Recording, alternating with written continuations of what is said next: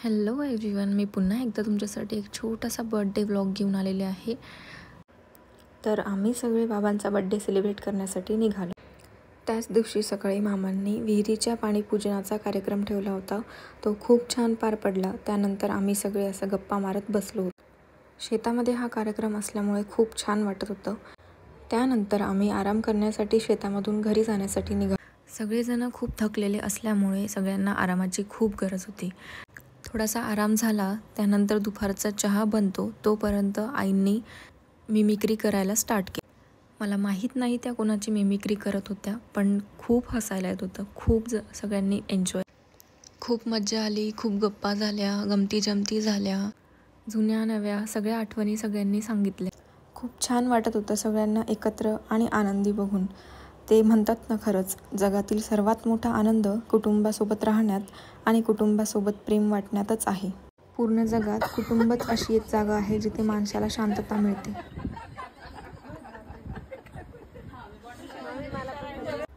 आईंनी सगळ्यांना खूपच हसवलं। आईंची त्या दिवशीची एनर्जी बघून मला खूपच छान वाटत होतं, खूपच भारी वाटत होतं ॲक्च्युली। आम्हाला वाटलं आता संपली आईंची मिमिक्री, पण पुन्हा त्यांनी सुरुवात केली। त्यांचे ते शब्द आणि त्यांचे ते एक्सप्रेशन बघून कोणालाच हसण्याचा मोह आवरेना। ही मिमिक्री करता करता त्यांना स्वतःला सुद्धा हसू आवरेना झालं। तेवढा चहाचा वेळ सगळ्यांनी खूप मजेत घालवला। त्यानंतर आम्ही सगळे पटापट तयारी करून शेताकडे जायला निघालो, जिथे बाबांचा बर्थडे करायचा होता। सगळेच जण खूप एक्सायटेड होते। वातावरण खूपच छान होतं। बऱ्याच दिवसांनी मी शेतात गेल्यानंतर मला खूपच छान वाटत होतं। ते हिरवंगार बहरलेलं शेत बघून मन खूप प्रसन्न झालं होतं। सगळेजण पटापट बाबांच्या बर्थडेच्या तयारीला लागले। डेकोरेशनसाठी सगळ्यांनीच हातभार लावला। लहान मोठे सगळेच तयारीला लागले होते। गमती जमती करत सगळ्यांचं कामकाज चालू होतं। इकडे आई, स्नेहल दीदी आणि मम्मी तिघंजण फ्लावर डेकोरेशन करत होते आणि बाकीची मंडळी ते बघण्याचा आनंद लुटत होती। या बाबा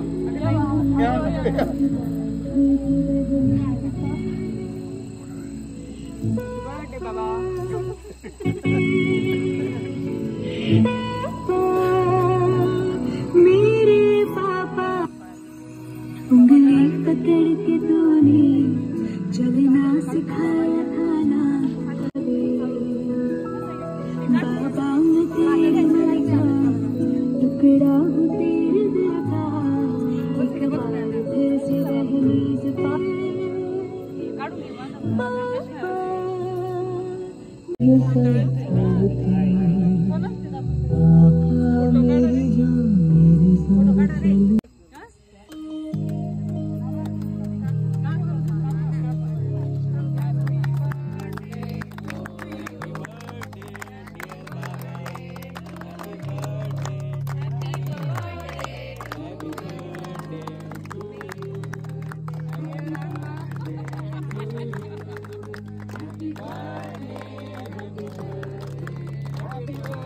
बाबा हे सगळं बघून खूपच भावूक झाले होते। बाबांच्या डोळ्यात पाणी सुद्धा आलं होतं। सगळेजण खूप आनंदी होते। बाबांचा बर्थडे सेलिब्रेशन झाल्यानंतर प्रत्येकाने आपापल्या भावना व्यक्त केल्या। तो प्रेमळ स्वभाव अजूनही सगळ्यांना आठवतो। तर आपल्या पंचक्रोशीतले सर्व माणसं तुम्हाला अण्णा करतात। तुम्ही खूप प्रेम केलेलं आहे। अजूनही तुमचा तो हळवा स्वभाव, केव्हाही बोलताना तुमच्या डोळ्यात अश्रू येतात। हो, त्यामुळे आम्ही अगदी भारावून जातो। असं व्यक्तिमत्व आमच्यामध्ये आहे। आम्हाला आमची माय आहे। तुम्ही आमचे ज्येष्ठ आणि श्रेष्ठ आहे। तुमच्यामुळेच आम्हाला या घरामध्ये येण्या जाण्याचा रस्ता जसे आप्पा होते तसे तुम्ही सगळ्यांना धरून जातात। मुलंसुद्धा आजही तुमच्या बाहेर जात नाही, सुनासुद्धा तुमच्या बाहेर जात नाही। अशी आहे आदर्श फॅमिली आज आपल्या पिंपरखेड आणि भडगाव तालुक्यात खूप खूप नाव कमवलेलं आहे। आजी पण तशाच होत्या। आम्हाला खूप वाढदिवस त्यानिमित्ताने मी 2 शब्द व्यक्त करणार आहे। आमचे अण्णा बाबा आहे घनदाट वटवृक्षाची छाया, आमचे अण्णा बाबा आहे घनदाट वटवृक्षाची छाया। आम्हा सर्वांवर करतात मनापासून खूपच माया, आम्हा सर्वांवर करतात मनापासून खूपच माया. गॉड ब्लेस यू बाबा. स्नेहल दीदींनी बाबांसाठी एक ग्रीटिंग कार्ड बनवलेलं. बाबांना ते खूपच आवडलं.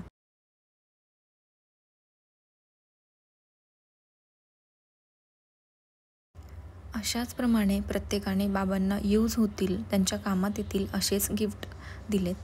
त्यानंतर माधुरी मावशी आणि सगळ्या बहिणींनी मिळून बाबांना ही आरामखुर्ची गिफ्ट केली. बाबांना ती आरामखुर्चीसुद्धा खूप आवडली.